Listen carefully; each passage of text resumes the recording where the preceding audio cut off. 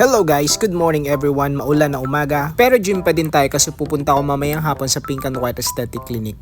Walang tao kasi maulan. Naka-intermittent fasting ako, so this is my fasted cardio and my fasted workout. Laban lang para sa healthy lifestyle for this year.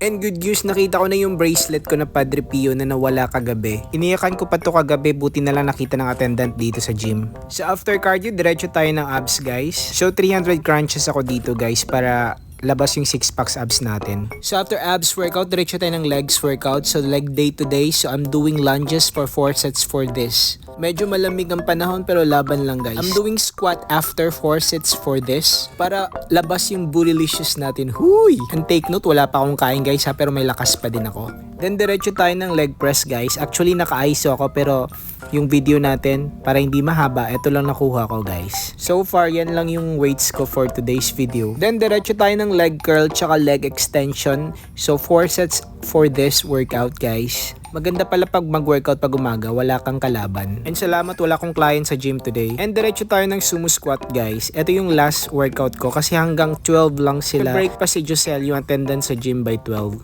Tapos na ako, 7 minutes na lang bago mag-close. And ito na guys, pauwi na ako ng bahay kasi gutom na ako. Then magluluto pa ako for my post-workout meal. And then diretso ako ng Davao City guys. So see you guys again next time. Bye-bye!